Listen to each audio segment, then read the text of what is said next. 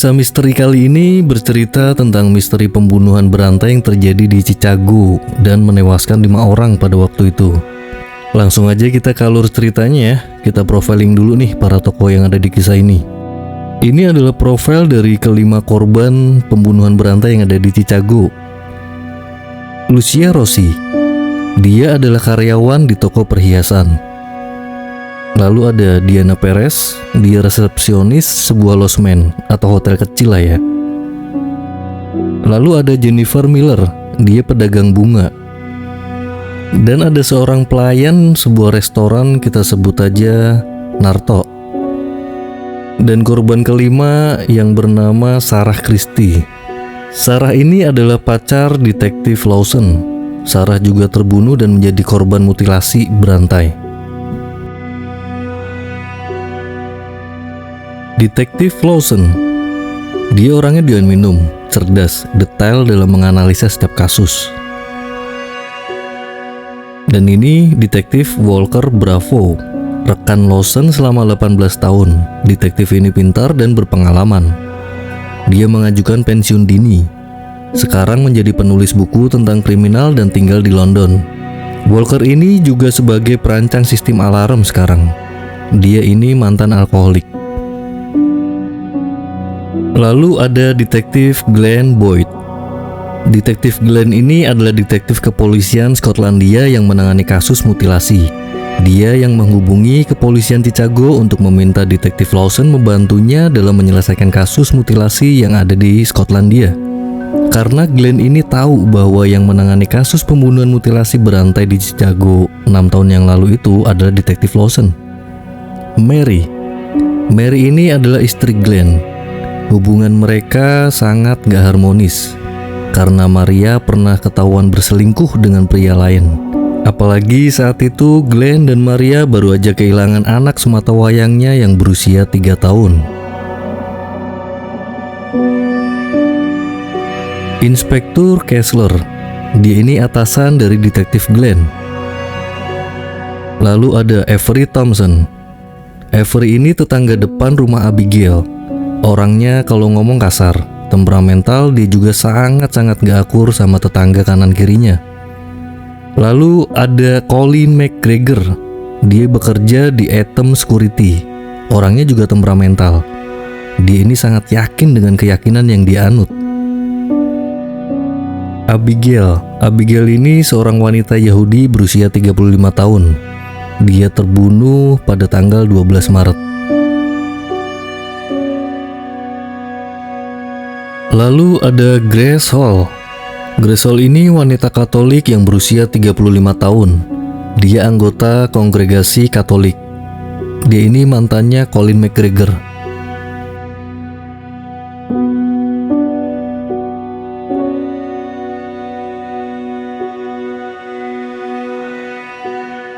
Lawson beberapa kali memutar rekaman pesan dari Sarah, almarhum istrinya. Tak lama berselang, masuk rekan detektif Lawson memberikan sebuah berkas yang berisi kasus pembunuhan mutilasi yang terjadi di Edinburgh, Skotlandia. Dalam kasus itu terdapat kemiripan dengan 5 kasus yang terjadi di Chicago 6 tahun yang lalu yang pernah Lawson tangani. Semua potongan tubuh disusun menyerupai dengan pola salib terbalik. Bagian badannya nggak ditemukan sampai sekarang. Jadi hanya kepala, tangan, dan kaki. Kayak semacam ritual sekte ya. Semua kasus itu terlihat acak, random, nggak berpola. Atau mungkin belum diketahui pola pembunuhan berantai ini tentang apa. Lawson bilang kalau dikatakan pembunuhan yang sekarang meniru dengan kasus 6 tahun yang lalu, kayaknya nggak mungkin karena pihak kepolisian Chicago nggak pernah mempublikasikan foto-foto korban mutilasi tersebut. Berangkatlah detektif Lawson ke Skotlandia. Di kantor kepolisian Skotlandia, Lawson ditemui oleh Inspektur Kessler dan Glenn. Sebelum ke TKP, mereka sedang memaparkan temuannya tentang pembunuhan mutilasi itu. Glenn merekomendasikan Lawson untuk membantunya dalam kasus kali ini karena sesuai dengan dugaan sementara Lawson, bahwa kasus mutilasi yang terjadi 6 tahun silam itu ada keterkaitan dengan sekte-sekte sesat, mirip seperti yang Glenn tangani saat ini. Sesampainya di TKP, Glenn menjelaskan kondisi TKP dan bilang ada kemungkinan kasus ini bermotif kebencian agama. Lawson menanyakan apakah ada hal yang gak biasa, temuan benda atau perilaku korban sebelum terbunuh misalkan. Lalu Glenn memberikan sebuah kunci. Kunci ini yang belum diketahui kalau itu kunci apa. Lawson lalu menyampaikan bahwa kasus ini berbeda dengan kasus yang dia tangani 6 tahun yang lalu. Kasus dulu itu sangat metodis dan teliti menurut Lawson. Dan yang perlu diingat, dua hal yang membuat pembunuh berantai bisa berhenti melakukan aksinya adalah mati atau dipenjara untuk kejahatan lain. Saat menerima telepon dari Maria, Glenn melihat Avery baru pulang ke rumahnya. Glenn ini sangat menaruh curiga ke Avery. Glenn berniat memeriksa rumah Avery dengan alasan sepatu boot Avery telah ditemukan di luar rumah Abigail. Tetapi Avery nggak mengizinkannya karena Glenn nggak punya surat perintah. Saat Glenn hendak pergi, Glenn melihat tetangga Abigail yang nampaknya sedang mengawasi percakapan Avery dan Glenn tadi. Glenn pun menghampirinya. Nenek Walsh ini menjelaskan bahwa dia mendengar Abigail dan Avery sempat cekcok 1 minggu sebelum kematian Abigail. Dan dalam cekcoknya itu, Avery sempat mengancam Abigail. Saat berbincang, si Avery ini mengambil sepatu boot yang tadi dikatakan ada di TKP dan membawanya pergi. Sampai di kantor kepolisian, Glenn melaporkan pemeriksaannya ke Inspektur Kessler. Inspektur Kessler meminta pendapat dari Lawson. Apakah kasus ini ada hubungannya dengan kasus yang pernah ditanganin Lawson di Chicago? Lawson belum sempat menjawab karena keburu ada telepon masuk. Malam harinya, Lawson sedang menikmati whisky sambil membaca novel. Ditampilkan pula di scene lain, pembunuh berantai sedang menjalankan aksinya.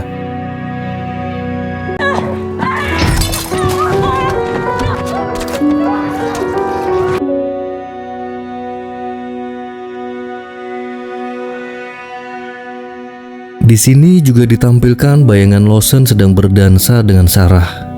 Tapi kok mulut Sarah ada darahnya ya? Lawson pun tersadar karena ada panggilan dari Glenn yang mengajaknya untuk memeriksa dan mengintai Avery. Selama perjalanan, Glenn menceritakan semua tentang dirinya, termasuk juga cerita tentang perselingkuhan yang Mary lakukan. Dan di sini Glenn juga menyadari bahwa perselingkuhan itu terjadi karena salahnya juga. Di saat Mary sedang berduka sepeninggalan anaknya, Glenn gak ada waktu untuk Mary. Glenn berhenti di depan rumah Avery. Dia hendak mengawasinya. Tetapi Lawson melihat kalau Avery lari lewat pintu belakang. Dan mereka pun langsung mengejarnya.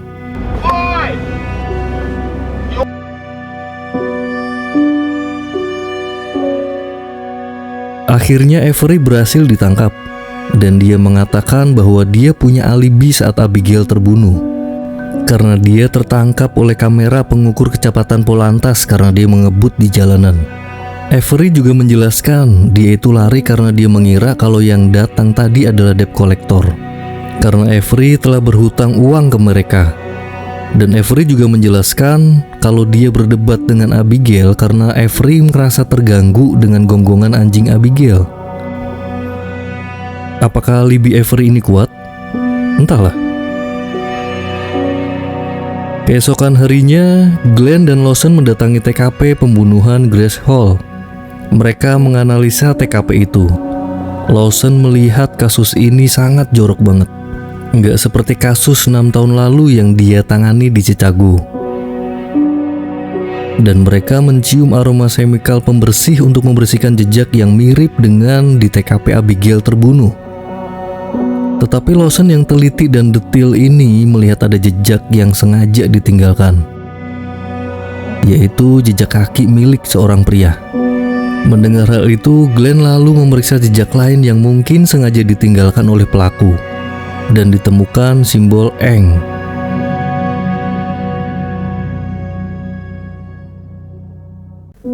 Lalu Glenn dan Lawson menuju ke rumah Abigail untuk memeriksa ulang.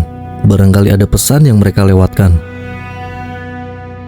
Setelah lama mencari, mereka belum juga menemukan pesan yang seperti di dinding Grace tadi. Lalu Lawson melihat hal yang ganjil. Menorah biasanya ditaruh oleh orang Yahudi di luar pintu atau di ambang jendela. Dan benar saja, si pelaku meninggalkan pesan lewat buku ensiklopedia yang ada di atasnya. Dan di buku itu ada marking yang menunjukkan angka 715, yang menurut Lawson ada dua kemungkinan artinya. Yang pertama, nomor itu menunjukkan nomor kasus yang pernah Lawson tangani 6 tahun silam. Atau kemungkinan kedua, sesuai ayat di buku itu yang artinya, petunjuk ini mengarahkan bahwa menurut si pelaku, Yahudi dan umat Katolik adalah serigala yang rakus. Do you know anyone who would want to harm your daughter? She was the happiest. Any boyfriends, girlfriends? Her ex-boyfriend, Colin McGregor. Lawson sedang melihat rangkaian kronologi kejadian 6 tahun silam, dan dia dihubungi oleh rekan detektifnya yang dulu, Walker Bravo. Di kantor polisi, Kessler sedang berbincang dengan Glenn. Laporan forensik memberikan informasi bahwa kunci yang ditemukan di TKP Abigail itu nggak ditemukan adanya sidik jari maupun DNA. Dan alibi Avery pada saat terbunuhnya Abigail juga kuat, terkonfirmasi dengan kamera pengukur kecepatan polantas. Berarti orang yang dicurigai sebagai pelaku oleh kepolisian, yaitu Avery, semakin tipis karena alibi Avery sangat kuat. Lalu Glenn memeriksa catatan Colin dan berniat untuk meminta keterangan darinya. Lawson berbincang dengan Walker di sebuah bar untuk meminta bantuannya dalam mengungkap kasus ini. Walker mengatakan walaupun dia pindah ke London, tetapi wajah para korban masih saja menghantuinya.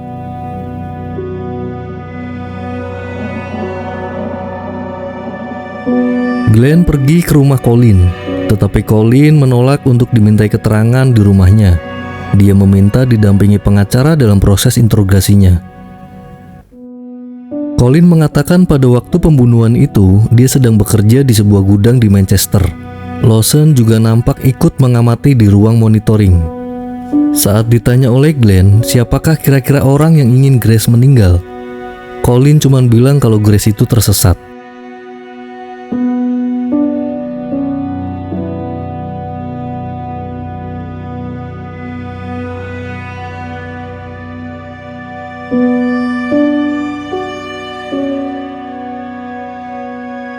Glenn menemukan beberapa data informasi mengenai Colin. Glenn menemukan di website sekte Kildarton Cross, Colin adalah salah satu anggotanya. Sekte ini mempercayai penolakan dunia anti kosmik dan percaya pada pedoman moral mereka sendiri. Lebih condong bahwa mereka menganggap diri mereka itu adalah Tuhan, free will, mereka bebas berkehendak. Walker dan Lawson menjelaskan arti lambang Eng adalah kunci akhirat, simbol dari pengantar untuk kehidupan yang lebih baik di kehidupan kemudian. Glenn menyimpulkan sementara dari hasil analisanya itu bahwa kedua kasus yang terjadi di Chicago dan Skotlandia adalah terkait dengan sekte satanik. Tetapi hal itu dibantah oleh Lawson. Menurut Lawson, kedua kasus itu berbeda. Menurutnya kasus yang ada di Chicago bukanlah pemujaan setan. Ditambahkan oleh Glenn, dalam berkas kepolisian Chicago dilaporkan bahwa semua perhiasan di masing-masing korban telah dilepas dan sampai sekarang belum ditemukan. Mendengar itu, Walker sepertinya kelihatan kaget ya, dan dia menjelaskan hal itu sangat biasa dalam kasus pembunuhan berantai. Biasanya pelaku menyimpan barang-barang korban itu untuk koleksi atau sebuah kepuasan. Lalu Inspektur Kessler memerintahkan untuk memeriksa sekte Kildarton Cross. Saat mereka sedang membahas kasus ini di bar, ternyata Colin berada di teras rumah Glenn. Colin nampak sedang mengawasi Mary, dan dia lagi ngapain tuh? Ais, sakit asli, sakit nih orang.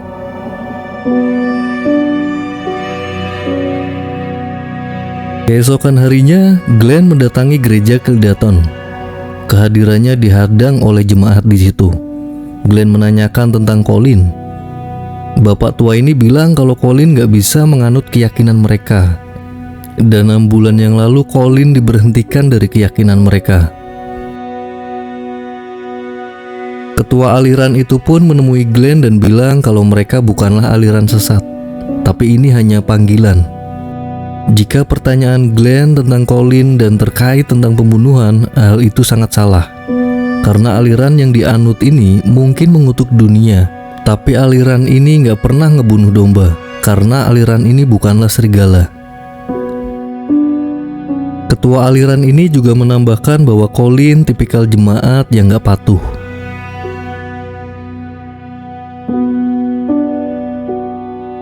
Dalam makan malam itu, Glenn menceritakan temuannya tadi siang saat mendatangi gereja Kildaton.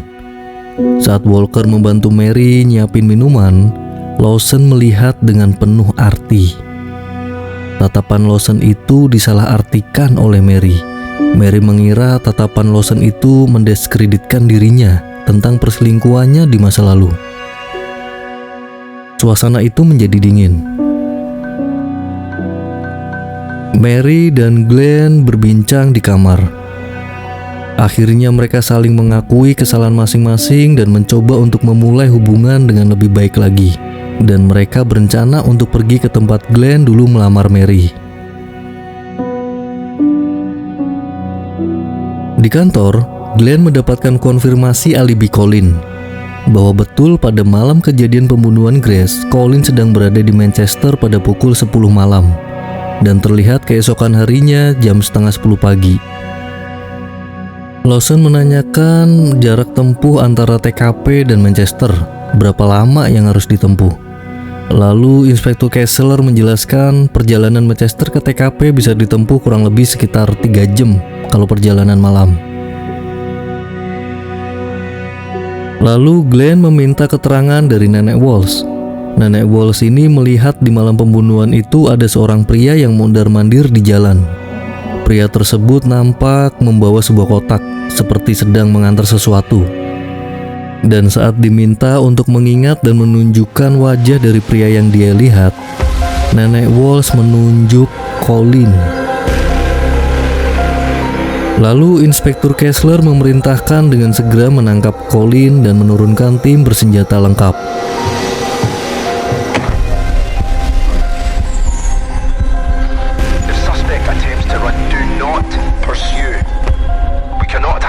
Officers on a public street.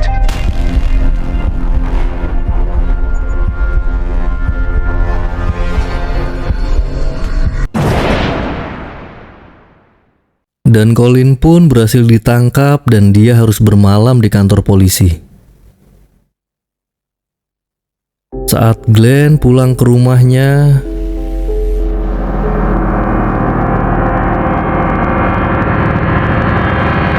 Mary terbunuh. Tunggu. Di malam ini kan si Colin lagi ditahan ya di kantor polisi. Terus siapa pelakunya dong? Keesokan harinya, Glenn menemui Walker di kedai kopi milik Mang Kardi. Di sini kita ketahui bahwa Walker memutuskan untuk berhenti minum alkohol semenjak ditinggal oleh seorang wanita yang dia cintai dan mengundurkan diri dari kepolisian.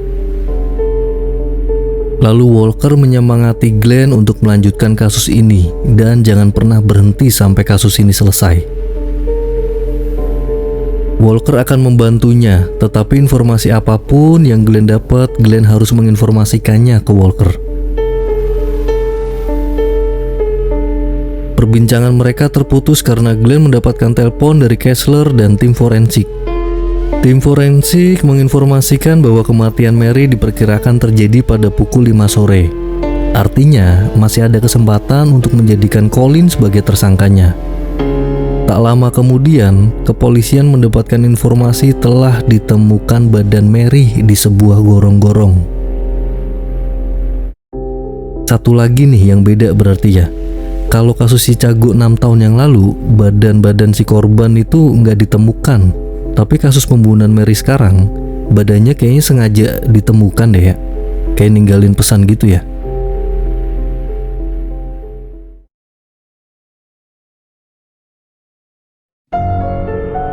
Dalam interogasi, Colin mengakui telah berada di jalan di depan rumah Abigail, seperti yang nenek Walsh bilang. Dan diketahui di sini Colin telah diberhentikan dari pekerjaannya 4 hari sebelum terjadinya pembunuhan. Berarti alibi yang dia bilang saat interogasi awal itu bohong dong ya. Kan dia bilang lagi ada kerjaan di Manchester sebagai tukang beresin alarm kan. Colin juga mengatakan pernah sesekali datang juga ke Amerika. Saat Colin melihat foto TKP pembunuhan Abigail dan Grace, dia mengatakan kalau dia pernah bertemu dengan orang asing di kota London setelah konvensi. Dan pria itu sedang minum whisky. Saat orang asing itu mabok, dia selalu ngoceh tentang pembunuhan seorang wanita dan mengatakan ada orang gila yang telah menyilangkan tangan dan kakinya seperti foto ini. Dengan ciri-ciri rambut hitam putih beruban mungkin maksudnya ya, tapi Colin sendiri juga ragu karena dia nggak begitu ingat waktu itu. Masuklah Lawson ke ruang interogasi. Pertanyaan-pertanyaan yang disampaikan Lawson rupanya sangat ngena ke Colin.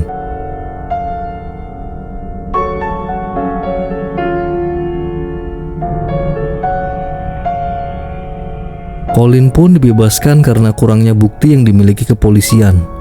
Tentu hal ini membuat Glenn sangat marah. Keesokan harinya, Lawson menanyakan ke Glenn, apakah Glenn pernah cerita tentang perselingkuhan Mary ke orang lain. Karena menurut Lawson hal itu bisa dijadikan untuk menjebak Glenn, karena itu adalah motif kecemburuan. Malam harinya, Glenn, Lawson, dan Walker berbincang di bar milik Mang Kardi dan mengatakan kalau Colin juga mengetahui tentang pembunuhan berantai di Chicago yang menyusun silang bagian tangan kakinya. Dan Colin juga memberikan keterangan kalau dia pernah juga bertemu dengan seorang pria asing di London. Dengan penasaran, Walker menanyakan, apakah Colin juga mengatakan wajah dari orang tersebut? Jadi petunjuk untuk kasus ini sudah ditemukan 3 nih. Buku kitab, simbol satanik, dan kunci yang belum kita ketahui kunci itu untuk apa. Dari petunjuk-petunjuk itu mengarah ke motif kasus ini dilakukan oleh penganut aliran sesat. Lalu Walker memberikan ide untuk memeriksa Colin. You check McGregor's? Well, with no warrant. It's the American way. Colin nampak sedang minum-minum di bar milik Mang Sukri. Model begini nih biasanya nggak bayar deh. Did you hear me? I said it's time for you to pull your belt. Why is we here?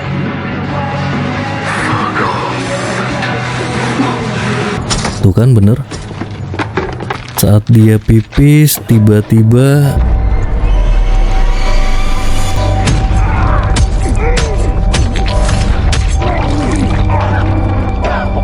duh, kok? Terus siapa dong pembunuhnya nih?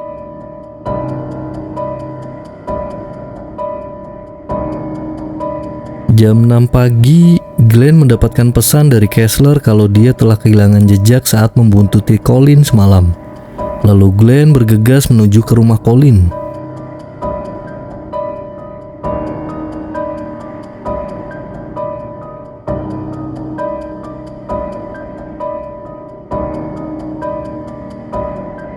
Ternyata kunci yang ditemukan di TKP Abigail adalah kunci gudang rumah Colin.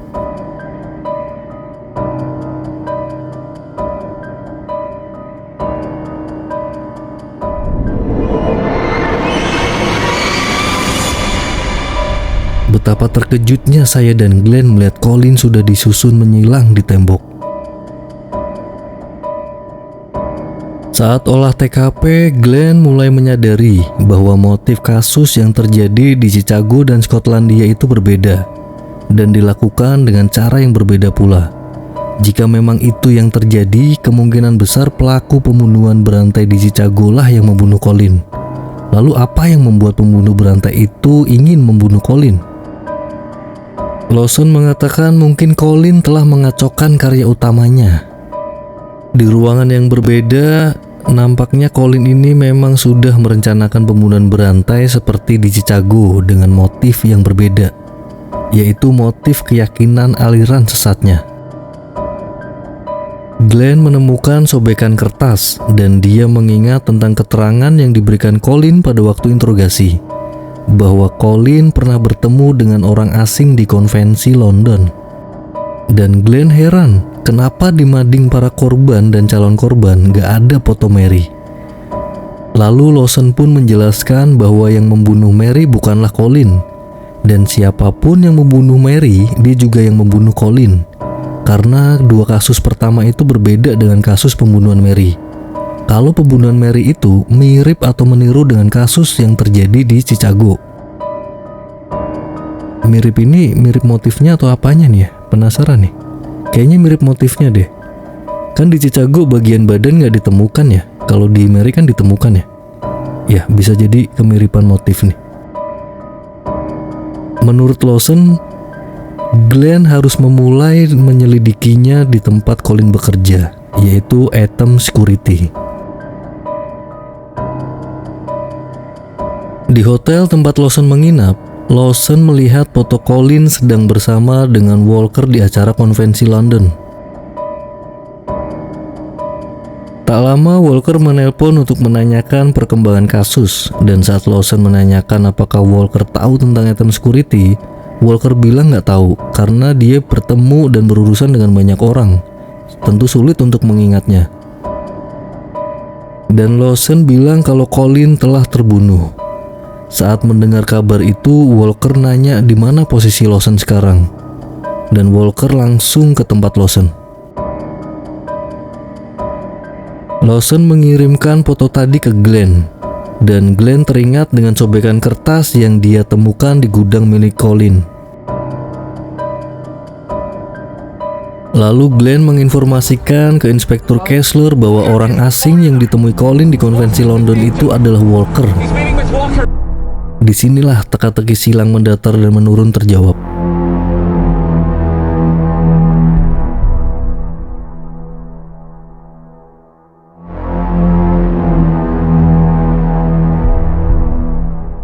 Saat ditanya mengenai Atom Security dan hubungannya dengan Colin, Walker nampaknya gugup menjawabnya. Glenn menghubungi Lawson dan memberitahukan bahwa pembunuhnya adalah Walker. Okay, good.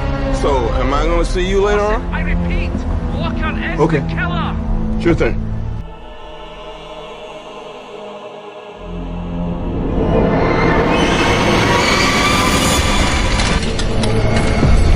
Iya, itu adalah perhiasan para korban pembunuhan di Chicago. Lawson mengatakan bahwa kalung ini pemberian Walker ke Sarah. Dan Walker telah mencuri kekasihnya dan membunuhnya. My life, and you killed her. What? She told me. Ternyata pembunuh Sarah adalah Lawson karena perselingkuhan Sarah dan Walker. Wow. Selingkuh, dibunuh, dan kayak yang di mana ya? Lawson bilang jika jasad Sarah nggak dimutilasi, maka Lawson akan mudah dijadikan tersangka karena motifnya jelas, cemburu karena diselingkuhin. Dan penyusunan bagian tangan, kaki, kepala yang menyilang itu sebenarnya ketidaksengajaan. Nggak ada kaitannya dengan sekte-sekte atau aliran sesat. Dan pembunuhan keempat korban lainnya juga Lawson lah pelakunya, karena keempat korban itu menurut Lawson telah memainkan perannya masing-masing. Lalu ada mbak-mbak toko bunga. Mbak-mbak ini dibunuh karena telah menjual bunga ke Walker untuk diberikan ke Sarah. Mbak-mbak karyawan yang bekerja di toko perhiasan, dia yang menjual kalung ke Walker untuk hadiah ke Sarah. Resepsionis hotel tempat Sarah dan Walker memadu kasih seharusnya memeriksa surat nikah sebelum mengizinkan pasangan untuk bermalam di hotel itu. Dan waiter kedai kopi yang melayani kencan makan malam Walker dan Sarah di restorannya. Alhamdulillahnya Mang Kardi nggak buka kedai ya di hari itu. Dan Walker pun keselepet beceng di perutnya. Walker sempat menanyakan tentang Colin, apakah terkait dengan 5 pembunuhan di Chicago. Menurut Lawson, Colin adalah seorang yang bisanya cuma meniru karyanya dan gak punya inovasi. Datanglah Glenn. Lawson mencoba untuk mempengaruhi Glenn agar membunuh Walker, tapi pada akhirnya Glenn menyadari bahwa pelaku sebenarnya adalah Lawson.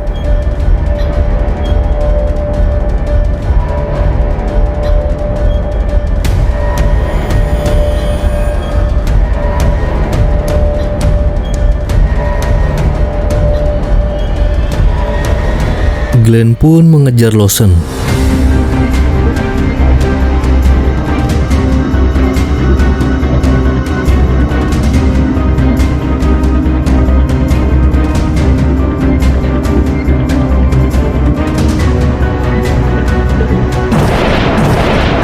Akhirnya Glenn berhasil ketangkap oleh Lawson.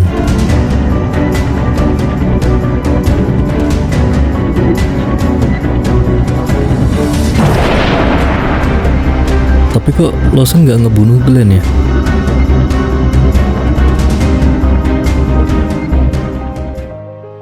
Glenn bekerja sama dengan semua pihak terkait dalam pengejaran Lawson.